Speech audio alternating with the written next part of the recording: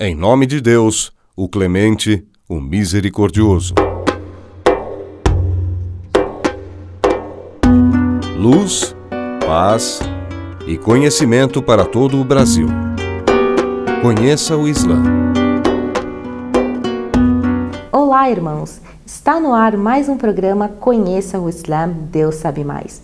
Um programa cheio de entrevistas, documentários, filmes, minisséries, desenhos, tudo isso para levar para você a verdadeira face do Islã.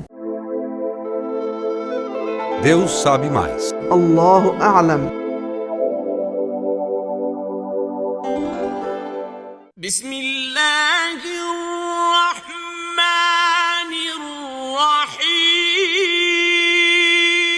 Em nome de Alá, o misericordioso, o misericordiador.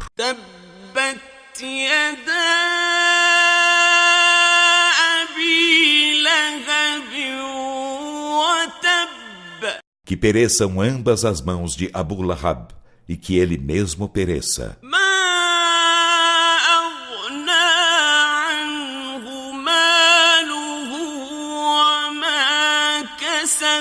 De nada lhe valerá sua riqueza e o que ele logrou.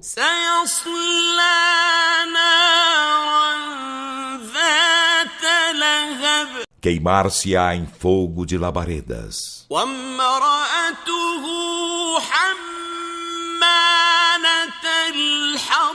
E também sua mulher, a carregadora de lenha.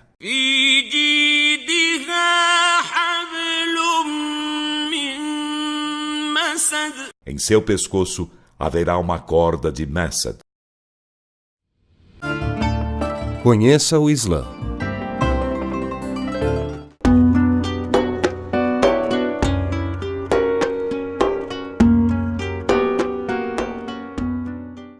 Ter amor de ficar, frequentar a mesquita, um sinal da fé. Então que todos vocês, inshallah, sejam assim. Todos nós, inshallah, tem esse coração quando você sai. E você tem que saber uma coisa. Quando você está na mesquita, Allah subhanahu wa ta'ala vai estar resolvendo seus problemas. Uma vez uma pessoa perguntou para mim, mas será que esse tempo que a gente passa dentro da mesquita, o que a gente ter em troca? Porque eu deixei minha loja na sexta-feira, por exemplo. Ele deixa a loja, talvez ele fecha, ele vem aqui, talvez ele perde cliente, não sei o quê. Ele falou para mim, mas o que eu tenho em troca? Aí lembrei ele no dito do profeta sallallahu alaihi wasallam, que significa que quando o muçulmano está na mesquita, Allah vai estar nos problemas, na necessidade dele, resolvendo aquela necessidade. Qual seria melhor? Você resolver seus problemas ou Allah resolvendo seus problemas? Se acha que não vou perder, não vou deixar a minha loja, não vou deixar meu trabalho, tem muitos problemas para resolver. Quando você deixa por Allah subhanahu wa ta'ala e vir para a mesquita, obedecendo a Allah subhanahu wa ta'ala, você vai voltar e ver o seu problema resolvido. Quando você volta, você deixa muitos problemas, mas quando você volta, aí você vai ter resultado muito positivo. Não fica com medo dessa parte. Não fica preocupado que você vai perder. Nunca você vai perder. Ao contrário, você vai ganhar. E aqui nós temos, pelo menos, visitar a mesquita uma vez por dia. O muçulmano reza 5 vezes por dia. Como preferia fazer as 5 orações para o homem, claro. Para as mulheres, elas podem fazer em casa, não tem. Mas para o homem é recomendável fazer as orações numa mesquita. Imagina você 5 vezes estar dentro de uma mesquita. Eu encontrei em Damasco com um muçulmano revertido, italiano, era ministro na Itália. Ele se converteu para o Islã.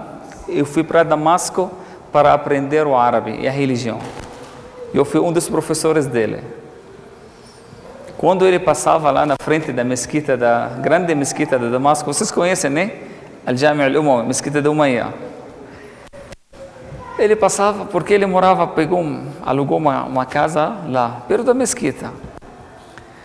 Ele rezava 5 orações dentro da mesquita. Ele escolheu uma casa, perto da mesquita, para ele poder rezar e ter esse acesso fácil. Ele falava muito pouco o árabe. Aí quando ele saía na casa para a mesquita, ele encontrava as pessoas muçulmanas, né? Dono das lojas, toda lá, eles escutam o adhan e todo mundo está lá na frente da loja. Ele fica gritando para essas pessoas: o que você está fazendo aqui? Vocês não estão escutando o adhan? Vão para rezar. Você está fazendo o que aqui? Eu vim da Itália para aprender a religião. Olha como é importante, irmãos, quando você vem de fora, você vê que uma coisa estranha, né? Que você mora perto da mesquita e você não frequenta a mesquita. Então, um dos sinais da fé, irmãos, você tem esse amor, esse coração ligado com a mesquita, porque a mesquita, o lugar onde Allah subhanahu wa ta'ala gosta de ver você. Os lugares mais purificados aqui na terra são as mesquitas. Então, Allah subhanahu wa ta'ala, Ele deixou esse lugar para quem quer visitar, quem quer falar com Ele, para quem quer visitar aí a casa dele que está construída. Precisa só você vir aqui visitar e pedir a Allah subhanahu wa ta'ala te ajudar e resolver seus problemas. Mas a gente precisa saber algumas regras. Será a mesquita como se fosse qualquer outro lugar? Não. A mesquita tem regras quando a gente quer entrar, porque quando decidimos de construir uma mesquita, aí não vai continuar no mesmo jeito. Ele vai ter outro nome, vai ser outro lugar, vai ser um lugar sagrado que ele tem respeito, tem regras para a gente tem que seguir e tem que respeitar. A primeira coisa, aquilo que falei para vocês, a gente tem que sentir essa grandeza. A casa de Allah subhanahu wa ta'ala. A casa onde Allah subhanahu wa ta'ala vai olhar. Tem um dito do profeta Muhammad sallallahu alaihi wasallam que diz: quando Allah fica insatisfeito de uma cidade, Ele olha para as mesquitas. Se as mesquitas Ele encontra as mesquitas cheias, a insatisfação dele vira satisfação. Gente, o que vocês acham? Se Allah subhanahu wa ta'ala olha para o Santo Amaro, a mesquita da cidade de Santo Amaro, cadê os fiéis? Cadê os oradores? Cadê os muçulmanos? Vamos frequentar mais, irmãos, para, inshallah, ter essa vantagem. Tem pessoas que eles não podem. Você tem carro, você tem saúde, você tem juventude, alhamdulillah, todos vocês são jovens. Aí tem todas as condições. Aí passa uma vez, pelo menos uma vez. Se não pode vir 5 vezes, mas pelo menos uma vez. Não deixa um dia passar, se você pode sim passar na mesquita e pedir perdão, encerra seu dia com visita para a mesquita. A primeira coisa, sentir a grandeza desse lugar.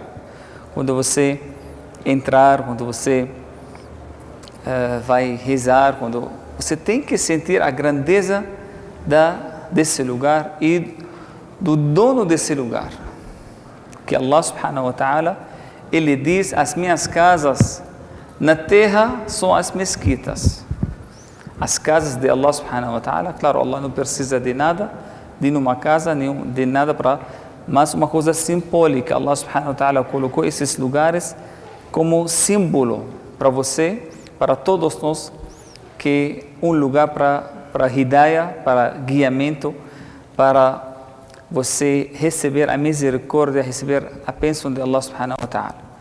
Então, um lugar onde você vai receber a misericórdia e o perdão e as bênçãos de Allah subhanahu wa ta'ala.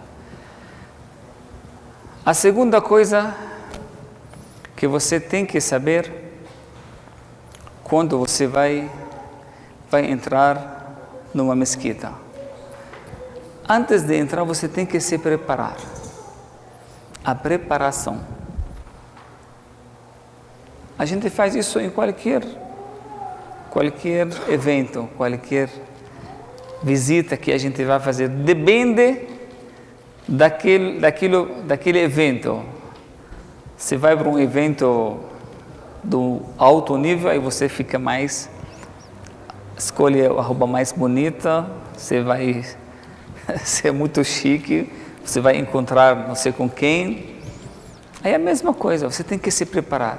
A preparação para a mesquita é a purificação, interior e exterior. Você tem que fazer a ablução melhor ser feita na sua casa, antes de vir para a mesquita. Aí, uma forma de preparação, escolher a sua roupa, escolher a aparência também, usar perfume, passar por tudo isso que é recomendável, como se fosse estar indo para um lugar importante. Claro, é o lugar mais importante que você vai entrar. Você vai encontrar com o seu Criador. Imagina se você agora vai encontrar com uma pessoa importante aqui. Como você se prepare, como você... Antes de... Você fica pensando naquele encontro. Allah subhanahu wa ta'ala, você pode... Olha como o ser humano é e como Allah subhanahu wa ta'ala, como ele nos... o tratamento dele conosco. Se você quer agora conversar com uma pessoa importante, você tem que ligar ou tem que mandar um e-mail e ele vai determinar, ele vai falar para você, vem naquele horário. Se você quer conversar com o ministro, por exemplo, você escolhe a data ou ele quer escolher? Ele vai falar para você, a minha agenda vem aqui daqui um mês talvez, ou 2 meses você pode falar comigo. Aí você aguenta, você aceita, você se prepare, não sei o quê. Mas Allah subhanahu wa ta'ala, que o Criador, Ele não faz isso com a gente. Quem vai escolher a data é você. Conheça o Islã. Em nome de Deus, o Clemente, o Misericordioso.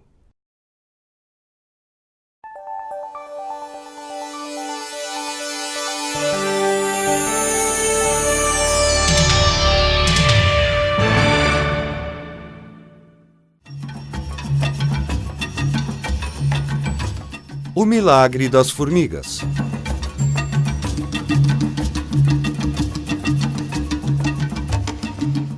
As cidades de hoje em dia são formadas quando milhões de pessoas se reúnem. As pessoas sempre tiveram a necessidade de seguir regras e regulamentos a fim de garantir a segurança. Seria impossível fazer isso sem eles. Outro fato sobre a vida moderna da sociedade é o individualismo. Cada indivíduo numa sociedade tem seus próprios objetivos e planos. A maioria das pessoas coloca seus interesses próprios em primeiro lugar. Os interesses da sociedade e das outras pessoas vêm em segundo lugar. Essa moralidade egoísta significa que existem pessoas pobres, famintas e desabrigados em todo o mundo.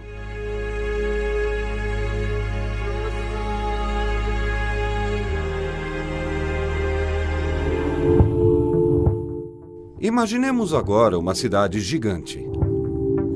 Imagine que centenas de milhares de pessoas vivem nela, e lá ninguém considera os seus próprios interesses. Pelo contrário, eles colocam os interesses da sociedade e dos outros em primeiro lugar. Imagine que lá todos trabalham com grande autossacrifício, sem o terrível desejo de ser o primeiro. Imagine que lá não há nenhum conflito. Tal sociedade provavelmente vai além dos limites da imaginação humana. E, no entanto, tal sociedade realmente existe na Terra. E mais, quase em todos os lugares.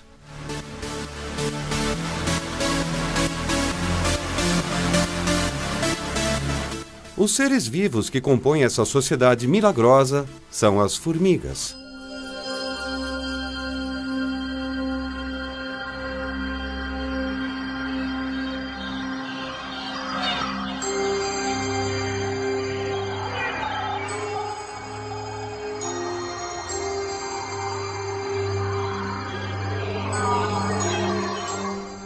As formigas vivem em colônias de centenas de milhares e até milhões de indivíduos. Cada um na colônia exerce as suas responsabilidades ao máximo.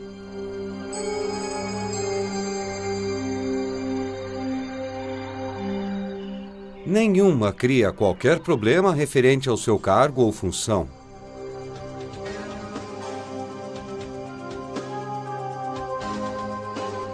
O importante é a sobrevivência da colônia da qual ela faz parte. Por isso, cada uma pode desistir de sua vida se necessário.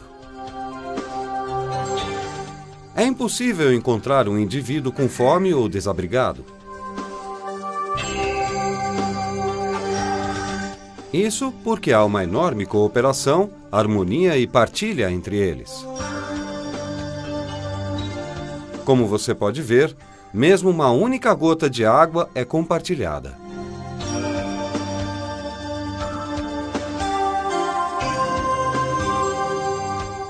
Os alimentos são coletados e armazenados no ninho para serem compartilhados.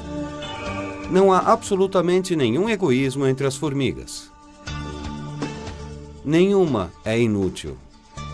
Cada uma é parte de uma organização gigante. Cada uma é dedicada à parte da organização fora de si mesma. Com uma vida social e da organização social tão superiores à do homem, as formigas são toda a prova da arte da criação de Deus. Vejamos agora algumas espécies de formigas e juntos observar os milagres da criação manifestada nessas criaturas minúsculas.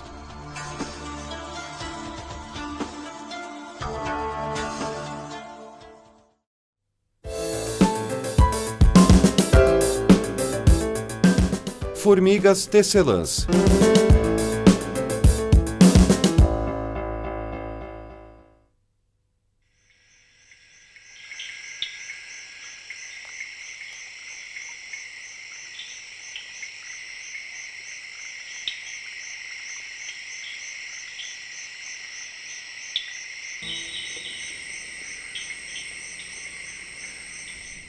Estamos nas florestas tropicais da Austrália.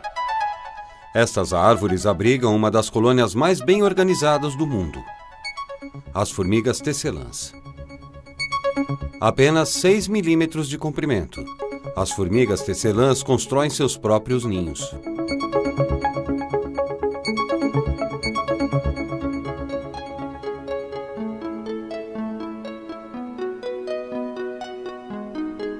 A construção dos ninhos ocorre graças à milagrosa cooperação.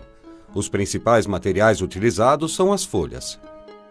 A primeira etapa é juntar todas as folhas para que elas possam ser unidas. Formigas tecelãs agarram-se umas às outras e formam uma corrente viva para isso. Em seguida, elas puxam a outra extremidade da folha em direção a elas. Aqui é onde a mais surpreendente técnica é empregada. A formiga operária que você vê está carregando uma larva. É sua irmã ainda não nascida. Ela a leva para o local exato onde as folhas serão unidas. A larva imediatamente começa a produzir um fio pegajoso. Como podemos ver, a formiga operária tece esta pequena pistola de cola entre as folhas e as prende.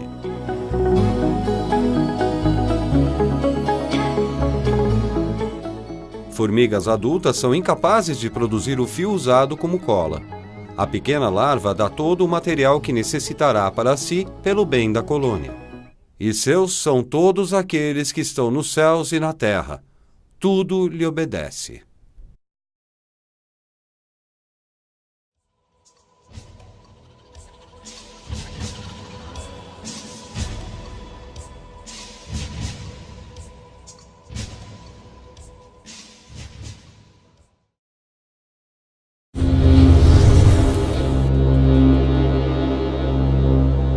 Estamos continuando então. Essas regras, 5 regras, é super importante, interessante para compreender a religião de uma forma mais ampla, mais aberta. Então, na religião, será algo que seja permitido, proibido, desaconselhado, obrigatório, é para fazer e recomendado.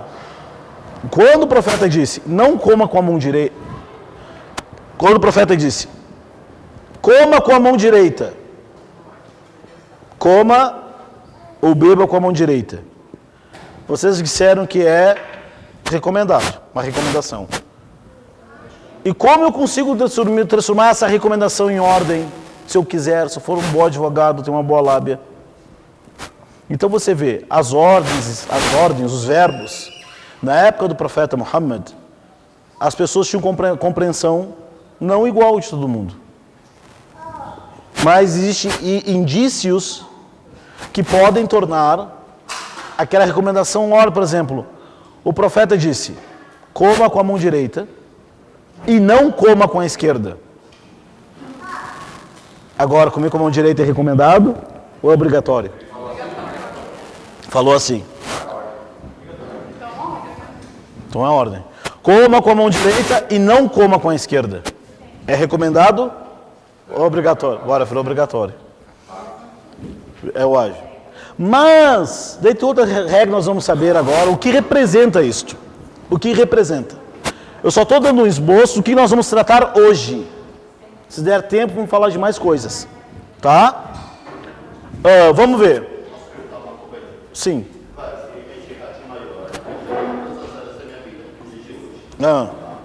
Que? O tabaco, o cigarro. Nós vamos descobrir com o tempo, daqui a pouco, da onde que nós tiramos que aquilo é lícito ou ilícito. Nós vamos saber, peraí, não vamos se apressar. O que é isso, mubah? Mubah é aquilo que é permitido. Ou seja, a pessoa é recompensada se fazer algo que é permitido? Sim. Sim. Por que é recompensado se fazer algo que é permitido? É permitido usar um chapéu? Seria recompensado por usar algo que é permitido? Esta é a pauta. O pessoal do direito aí, né, que sabe do direito, né, aqui, por exemplo, o ser humano tem vontades, tem desejos, quero comer um cachorro quente, salsicha de frango, tá? É permitido? Se eu dizer cachorro quente é proibido, é haram. Se eu dizer o cachorro quente é haram, sozinho assim, dá para dizer que o cachorro quente é haram? Se ele tiver carne suína no meio, é haram. Se ele não tiver, o pessoal fala, sheik, feijoada é haram? Hã? Se tiver suíno, é haram.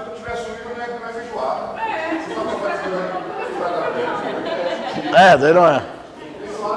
A pessoa pergunta, sheik, isso, vamos saber aqui.